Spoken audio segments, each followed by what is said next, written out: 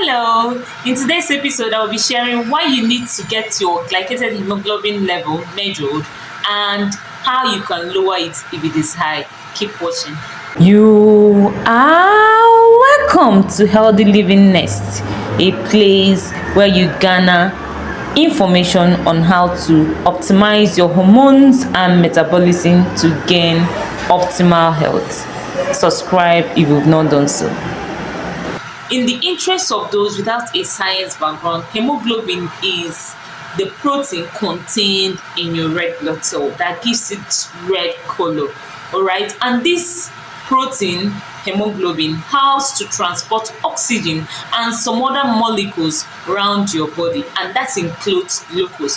While transporting glucose, some hemoglobin molecules get attached to glucose, forming glycated hemoglobin, which is what is estimated when you go for glycated hemoglobin test.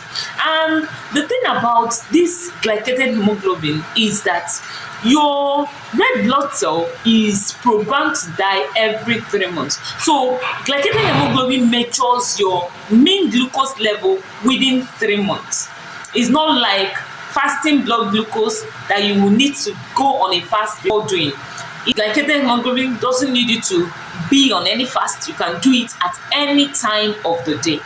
Now, why do we do glycated hemoglobin test? It is used to diagnose both prediabetes and diabetes. And if you find out in time that your glycated hemoglobin level is beyond the normal level, that should give you a signal that you should do something very fast to bring it down. You can use glycated hemoglobin to detect in time that you have tendencies of developing diabetes and do something very fast to reverse pre-diabetes before it progresses to diabetes.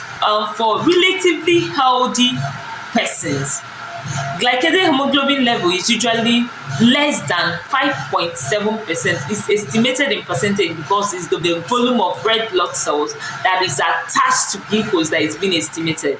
For those with prediabetes, it is usually around 5.7 to 6.5%, while anything more than 6.5% is a sign of diabetes. It's very important that if you have not screened yourself for pre-diabetes or diabetes, that you go and do a glycated hemoglobin test to know if you are pre-diabetic or not. All right, and if you get to find out that your glycated hemoglobin level is high, there are things you can do to bring it down. There are other conditions that can actually increase the level of glycated hemoglobin aside pre-diabetes and diabetes, but these are things that you rule out with your doctor.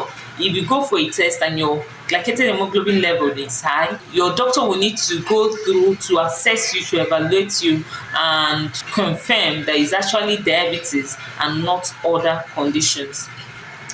5 ways to lower your HbA1c level. Number 1, avoid processed food. Processed food gives you a quick glucose spike, and pre-diabetes is a case of insulin resistance. If you are insulin resistant and you eat food that spikes your glucose level pretty fast, it's going to worsen your insulin resistance. So desist from eating processed food, go for whole food instead. Number 2, walk for 10 minutes after every meal. Walking after meal will open up your cells, open up your muscles to take in glucose, and it's going to improve your insulin sensitivity. So after every meal, ensure you walk for at least 10 minutes. Number 3, sleep for at least 7 to 8 hours. It's been shown scientifically, it has been proven by many studies that sleep disrupts metabolism, because poor sleep causes a spike of cortisol level, and spike in cortisol level worsens insulin resistance. You don't want your insulin resistance to get worse Okay, you want things that will taper down your insulin resistance and make your insulin more sensitive, not more resistant. So make sure you sleep well. Sleep for at least 7 to 8 hours daily. Have a sleep routine that will help you stick to sleeping for 7 to 8 hours every day. Number 4, avoid alcohol. Science shows that avoiding alcohol improves insulin sensitivity. Number 5, tweak your evening routine by 1, making sure that you eat very small meals at night and eating very early when there is still light, because from 7 downwards darkness begins to set in so many parts of the world. All right, you want to eat before it clocks 7. Why you need to do this is that once darkness begins to set in, your melatonin levels start to rise up, and rise in melatonin level lowers insulin sensitivity. So you want to eat when your insulin is still very sensitive, to optimize your ability to metabolize whatever you've ingested.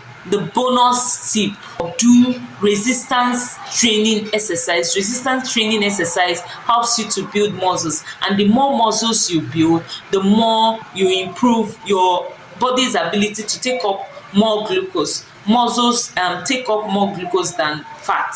Okay, the more muscles you build, the more you're able to metabolize glucose better. Pre-diabetes and diabetes are cases of dysregulated carbohydrate metabolism. So building muscles helps you to metabolize carbohydrates better. Hope you got value from this. Subscribe if you've not done that already, and see you in my next video. Cashier.